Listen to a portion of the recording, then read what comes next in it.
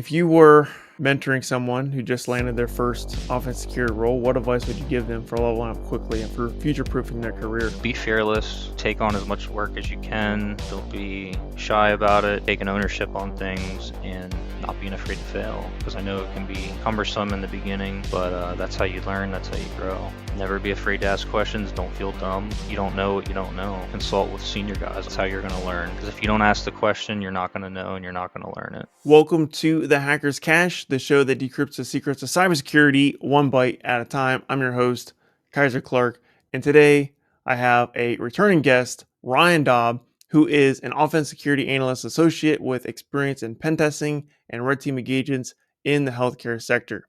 Before transitioning into offense security, he worked in IT support, systems analysis, and system administration with a bachelor's of science in information sciences and technology. Ryan also holds certifications including OSWP, Pentest Plus, Security Plus, and Microsoft Certified Azure Fundamentals. He is currently pursuing the OSCP while building skills in red teaming, adversary emulation, and EDR bypass, and he remains active on LinkedIn sharing advice for those entering the field. And if you're wondering what episode he was on previously, it was episode number 7. So feel free to go back and listen to that episode for more of a background on Ryan Daub. However, not necessary to enjoy this episode. So, Ryan, thank you so much for coming back onto the Hackers Cash podcast. What have you been up to since the last time you was on the show? Hey, Kyser, thanks for having me. I appreciate it.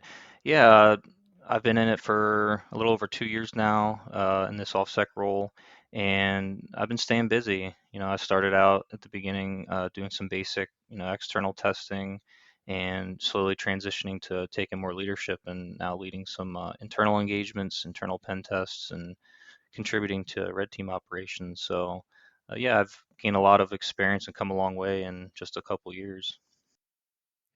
Yeah, with that leadership, what does that entail? Is that mentoring junior pen testers? Is that making more decisions or just being more self sufficient? What does that leadership entail? Yeah, not necessarily. It's actually more due to the fact of just being on a super small team. We used to have Jake Mayhew on the team, and he had moved on.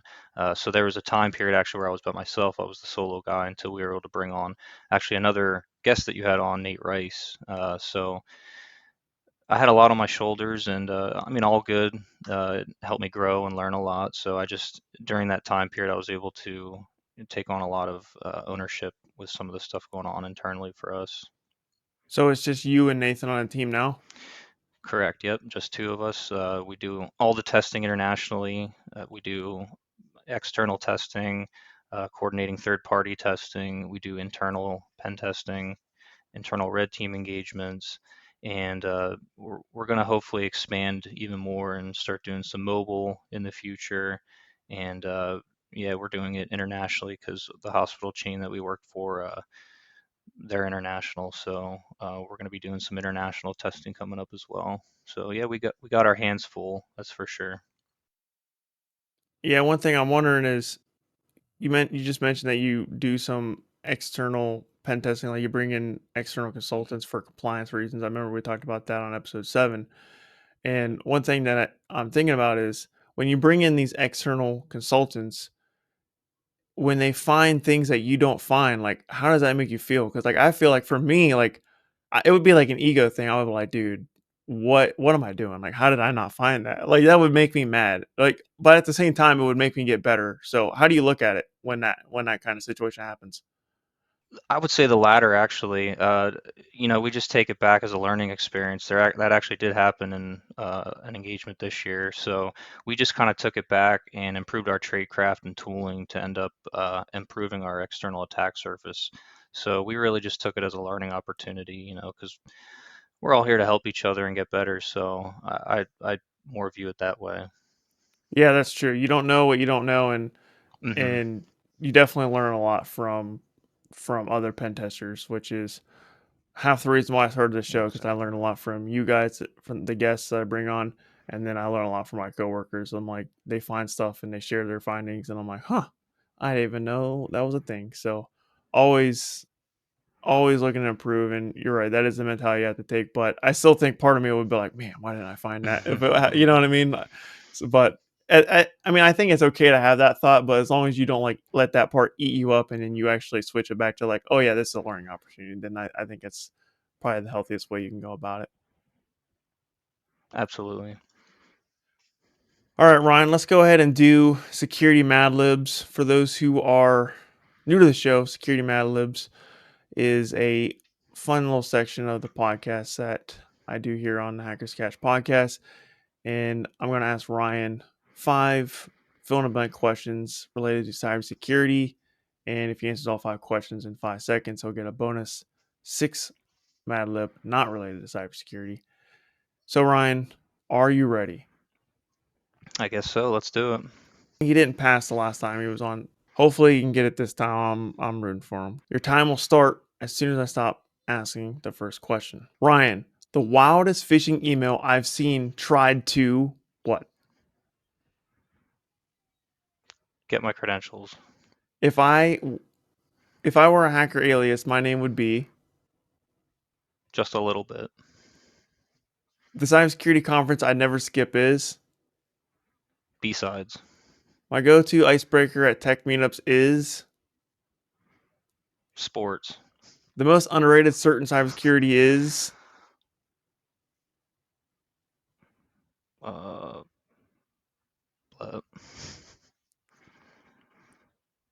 say that again. most We cut underrated that. cert in cybersecurity. Uh, OSCP. You got 41. I'm gonna give it to you. I might have asked that last question a little too fast, and maybe you didn't I understand goofed it. that So one. I'm gonna give it to you. So the bonus, you can explain your response as much or as little as you want to. You can even dodge a question entirely. So here you go. The best place to hide during a zombie apocalypse is Best place to hide during the zombie apocalypse. Probably my basement. I don't know, because I got a lot of my storage down there with pretty much everything I'd need. Food, utilities, and whatnot. Probably just basically my basement. I don't know. And just camp out and hide out in my basement. yeah. That's a lot of people don't really think about like just staying home, and it's an underrated location for sure. Mm-hmm. And that would be my response to if I lived in the woods, which is a long term goal of mine, is to move in the woods away from society, because the robots are going to take over, and I don't want to be safe. So, well, I'll get there eventually whenever I can afford it. But yeah, that would be my go to place too. Just staying at home in the woods. Um, Other places I would consider, like if you're like extraordinarily wealthy, then like underground bunkers, top tier for sure. And then maybe like camping out in the mountains could be a decent spot, Mm-hmm. or maybe just camp out in the woods. But I mean, having a house, that's a lot of protection for sure. All right, so your most interesting response out of the security Mad Libs, you said the most underrated cert in cybersecurity is OSCP. Now we had a guest in last season, Evan Isaac. I forget what episode number that was, but he said that it was the most overrated cert, and you're saying it's the Mm-hmm. most underrated cert. So why do you think it's the most underrated cert? Yeah, obviously everybody's gonna have different opinions, but for me, it's just all about the grind, I guess, the grind and the consistency it takes to pass it. I know it's a foundational and basic level cert, but everyone's at different starting points. And from my perspective, it's really helped me level up a lot because just staying hands-on keyboard with it and grinding through the course, the labs, and even taking some exam attempts. It's a grind. So, and I've spoken to other fellow senior pen testers, and actually they shared the same sentiment, and they told me most OSCP holders that they see and just have a better wit about it, better wits with pen testing, better knowledge overall. So yeah, I think it's definitely it's a great stepping stone into pen testing for sure. Yeah, I agree with you. I actually kind of get a little annoyed when I see people hate on OCP in LinkedIn, because here's a fact, and this is gonna be a hot take, but this is the facts of the matter. you never see anybody complain about OSCP who has OSCP. It's always Mm-hmm. people who don't have it that are Yep. either too lazy to get it or incapable of getting it. Now, I can see the people who might have the skills to get it and who have the work ethic to get it, but just don't have the wallet to get it. I can understand that, but yeah, you don't really see people who have OSCP complain about OSCP. I mean, sure, there's some out there, but most people who get it, I'm one of them. I'm like, I'm really glad I did that. That was totally worth it. Just the mindset overall. I noticed it. It just it changes your mindset and just the grind of it. Yeah, and just the exam itself being 24 hours and being proctored on top of it. I know a lot of people like the arguments out there about the price and all that, but that actually factors into it that the OSCP is a proctored exam. And um, yeah, I don't know. I think it's taken me to new heights and just going through the course in the labs and grinding through it. So I definitely think it's underrated. Yeah, and I just recently found out about people like paying other people to like take the hack the box CPTS. Because Exactly.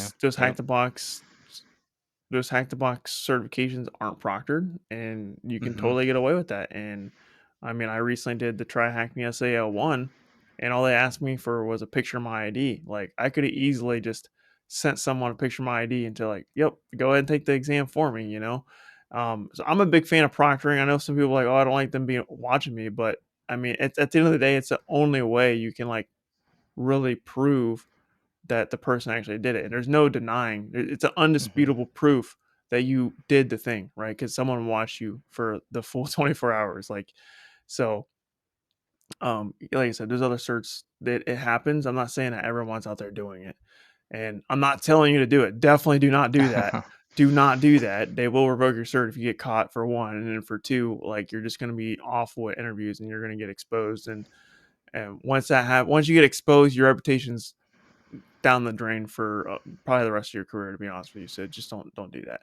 I would rather fail CPTS 20 times before I cheated to get it. hmm I've heard it from other senior guys as well about the cheating and taking exams and some of the other platforms. So yeah, and just for me having a family and everything, like a 24-hour period is very tough to begin with. So I mean, you got to know your stuff. You got to be efficient to be able to complete, an AD set and three standalones in 24 hours. So it's definitely challenging. That's Yeah, for sure. 100%. It's very challenging, and I passed OSCP on my first try, but I failed OSWA, which I like to consider the cousin to OSCP. I failed it 3 times. Not easy certs, not at all. And what so I want to rewind and go back on like the price. And if anybody out there is like, man, it's expensive, let me tell you this. The OSCP is worth every penny because it exposed you to so many recruiters. So many recruiters are specifically looking for OSCP. It's the most in demand certification for pen testing right now if you want to be a pen tester. And you're gonna get a lot more recruiters hitting you up and HR, it's more recognizable. Like those other certs like PMPT and CPTS, while they do have very good content, I'm taking the PMPT tomorrow, and it has great content, but it's still not as many job postings. I think it's going to change over time, but when it comes to the price of OCP, you gotta look at it as an investment. It's not a cost, and if it helps you land a 6-figure job, then I mean, there's hmm no return that's better than that, in my opinion. Yeah, and I know there's a lot of talk about it out there, but uh, like I know some people that have it, they just that are complainers about it, they don't really have any IT. Some of them, at least that I see, they don't have IT experience to back it up with. I mean, I know a lot of employers like want you to have general IT experience to couple with that. So I see a lot of guys running into trouble with that as well. They're like, hey, well, I got my OSCP and I can't find a job. Well, um, I don't know, and we can get into that later. I was actually going to add that as a point for the final question on some advice and what I've learned in cybersecurity. So, Dang, dude! Spoiler alert! Now the guests know that you get the final question in advance. So, long-term listeners, the guests always get the final question in advance. They don't get the other question in advance, though. It- whoops. no, it's all good. I mean, I asked the same question to everybody, so I mean, if you watch any episodes, like the guests who's never like the viewers and the listeners who listen to this regularly, like they know the final question because I ask everyone Okay. the same one. Well, my So bad. no, you're good. You do get a different one because you're a returning guest, though. We'll get there, All right. foreshadowing a little bit. So yeah, one of the Sounds coolest good. things that you said during episode number 7, and that's the reason why I put it at the beginning of the episode because I thought it was the best highlight of that episode was you you documented your lab work and it was essential to your Hmm. transition. So how do you continue documenting and tracking your growth now that you're in the role? Yeah, that's a good question. A lot of the big projects I do, I'll document that actually to like transition over to my resume at some point. So I usually document any big projects I do, anything that I complete as far as work goes. And then just in my personal life, like with OSCP and all that that I'm working on, just going through the walkthroughs, improving grounds, and like documenting everything step by step. And I even have like a running checklist and everything. So yeah, it's definitely been key for me, just keeping everything organized, documented, and yeah, I feel like I'm pretty good with that, and it's done me well. So I highly recommend that as a skill as well.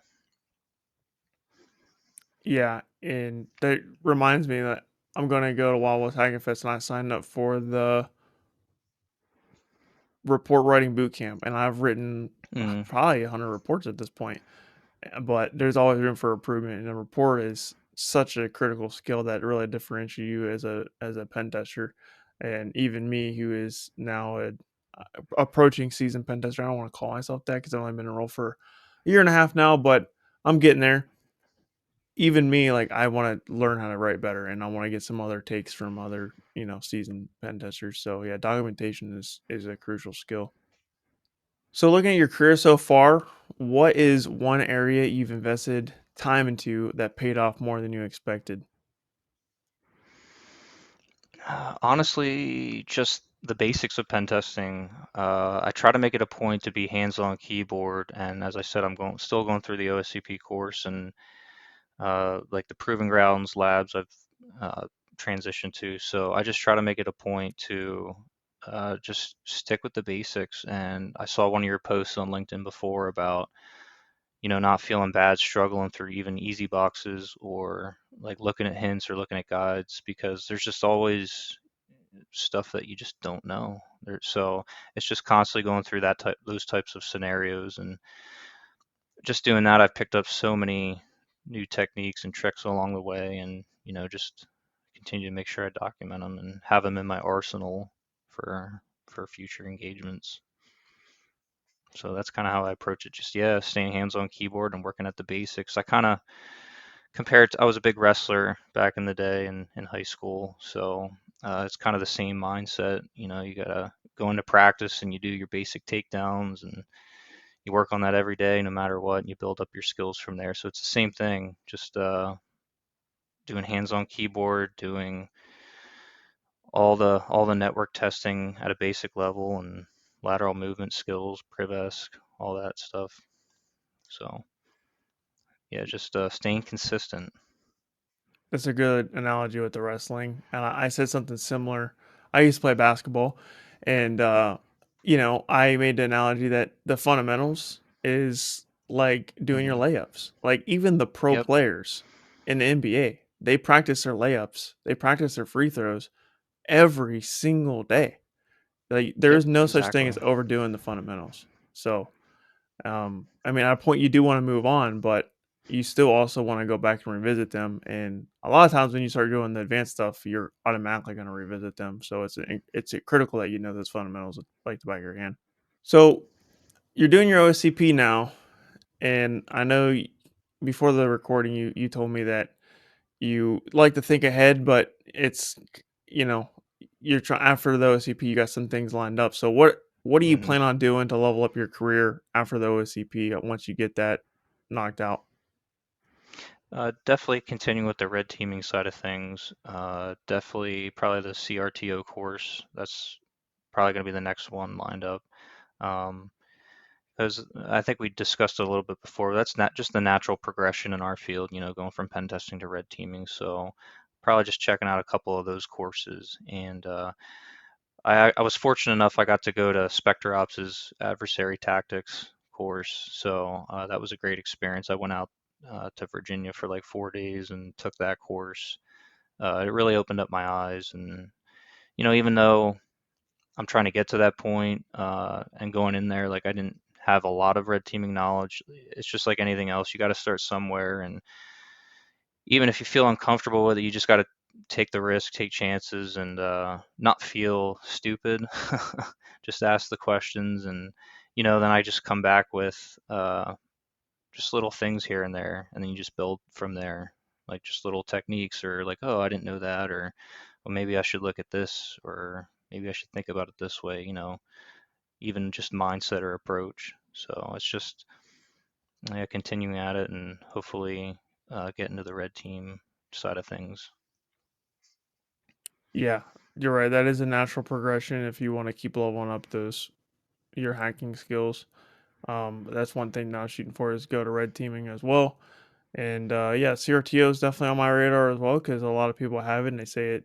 Previous guest Robert O'Connor last episode he was talking about how the CRTO really helped him build those red team skills. So definitely worth looking Yep. into if you're already a pen tester and you're trying to get those red team skills. Because one of my videos that I made about pen testing is that like pen testing can get pretty boring, and you're not. Honestly, I don't feel like a hacker half the time. I really don't. And I think red teaming would solve that problem for me. I'm like, I can like actually emulate threat actors, and I think that's definitely like I'm like Hmm. want to get into because I want to feel more like a hacker. Yeah, definitely. I don't know. I wouldn't say I have that feeling or sentiment. I do feel hacky-ish in my environment. We have a pretty strong hardened environment, so getting any type of code execution or any of that in our environment is definitely accomplishment. So, um, but no, yeah, absolutely.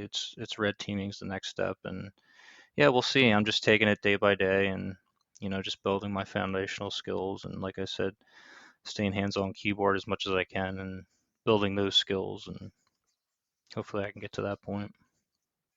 Yeah. So as a internal pen tester, how do you go about your day-to-day job? Because like as an external consultant, I'm coming Hmm. in and like everything's a new environment for me and I only have a week to do it, and it's kind of like the same routine. If it's a week test or sometimes it's 2 weeks, sometimes it's a 3 week, but most times it's 1 or 2 weeks. And I start out with I have my methodology, but for you, you're always in the same environment. So like how do you determine like, yo, this is what I'm gonna test this day, this is what I'm gonna test this day, and like how far do you plan out, or like Right. how do you just determine like what you're testing?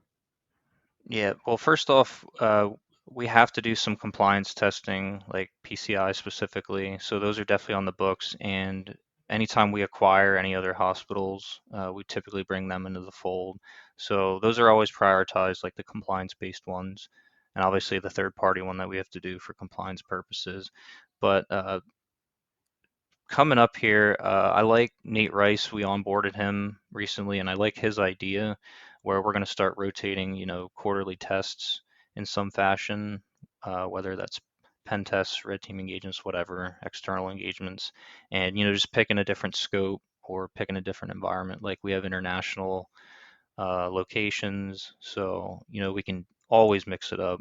I've never noticed that actually as an internal guy, it does not get stale for me because not only rotating the tests, we also have major just changes going on in the environment constantly, new infrastructure being spun up, um, new systems, new websites, everything. So, I mean, we always have our work cut out for us. It doesn't get stale. And yeah, like I said, moving forward, we're going to be rotating testing coming up. So that'll be good. Nice. That's good that it doesn't get stale because I don't know, for some reason I always think like being an internal pen tester would get stale faster than an external Mm-mm. consultant. Because if I get tired of an environment, like all I gotta do is wait a week or two. I'm in a new environment. Yep. But yeah, that's good to know that even as an internal pen tester, if people if that's the way they break in or if that's what they prefer, maybe some people actually don't want to be a consultant because being Hmm. consultants a lot of customers you got to have a huge customer service skills, and some people they don't want to talk to. to clients all day. So for those people that are Yeah. out there listening and watching, I want to be an internal pen tester. I think that's good news. Like you still got your work cut out for you. You still got new additions to the network. Yeah, the networks are so large, it's hard.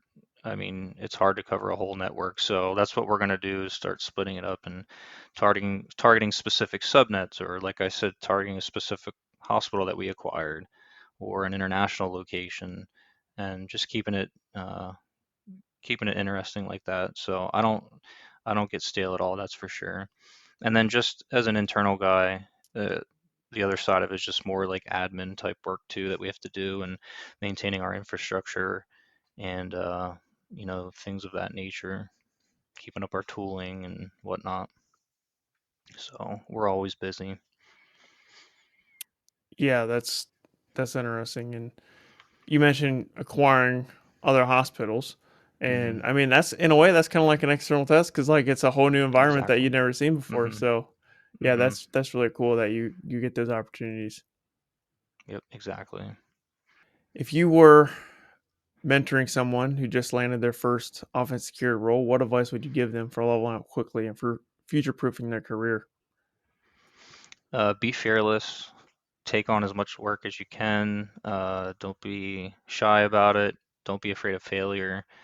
Like I said early on, I was starting out with smaller tasks like external testing, external attack surface mapping, and then to transition to slowly, like, once I felt comfortable, hey, I'm actually going to lead this PCI test now, or hey, I'm going to lead this internal pen test now, and uh, just taking ownership on things and not being afraid to fail, because I know it can be cumbersome in the beginning, but that's how you learn, that's how you grow.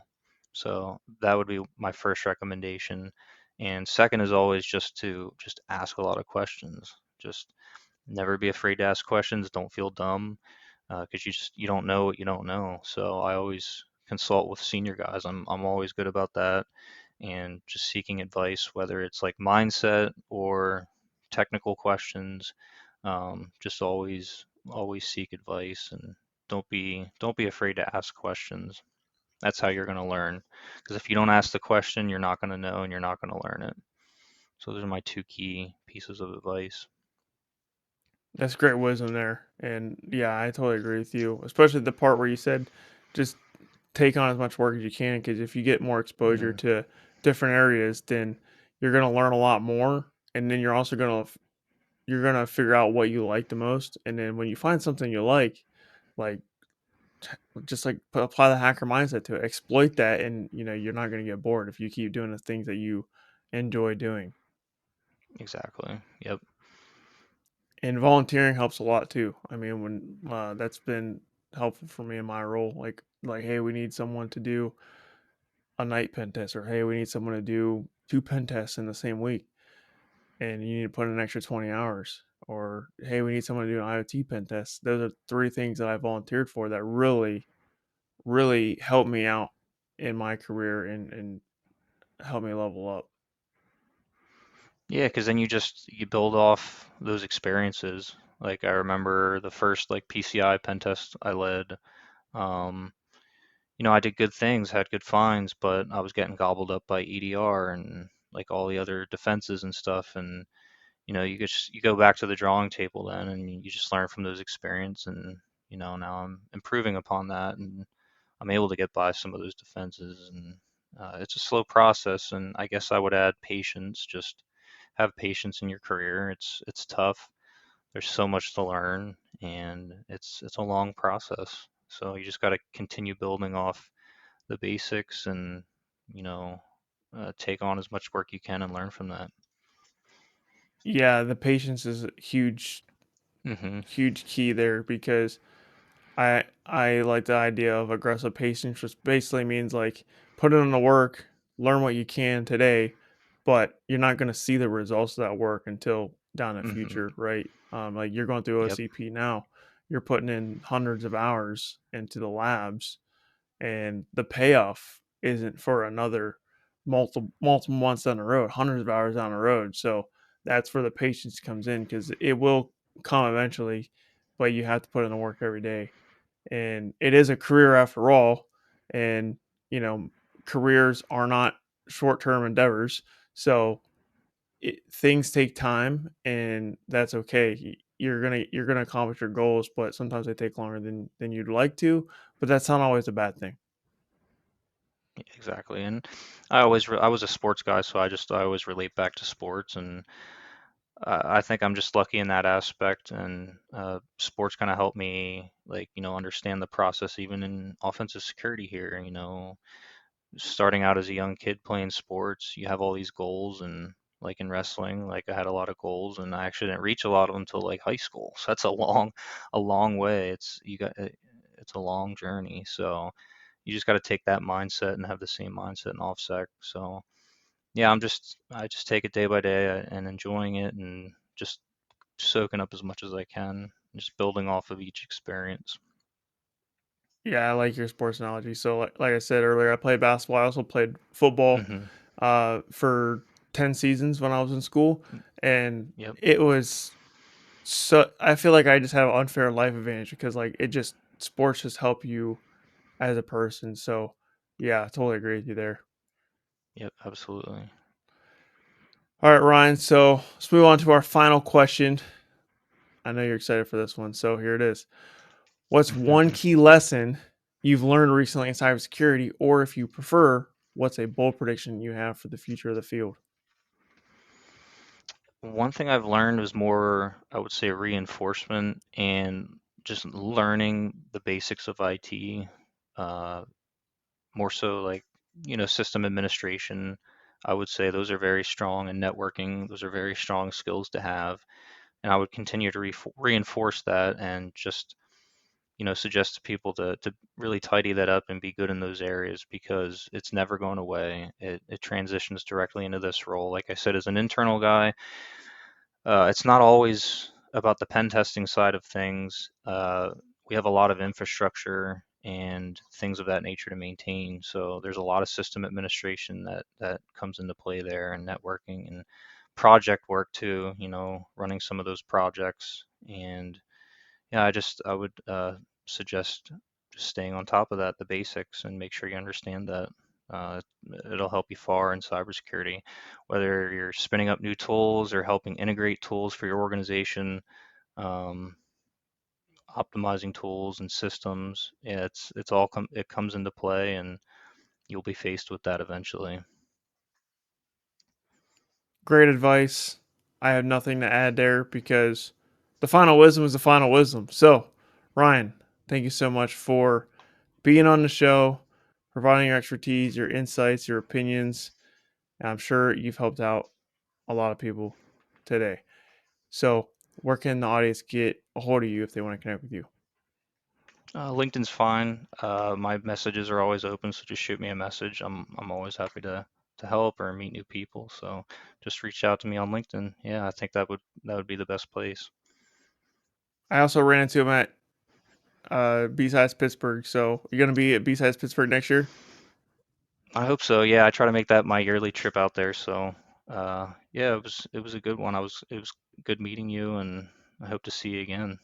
Yeah, I think I'm gonna make it that one because I used to live like an hour and a half away. Now I'm like 3 hours away. I just moved, so it's a little bit of a drive. But it's a little bit of a drive for you too. Don't did you say it was like a 4 hour drive or something for you? Yep. It was a 4 hour drive. Yeah, I was definitely surprised to see you. That was definitely interesting. Yeah, I'm But not yeah. good at telling people where I'm at. I just have a weird thing like I just showed up and I messaged you. I was like, "Are you at besides Pittsburgh?"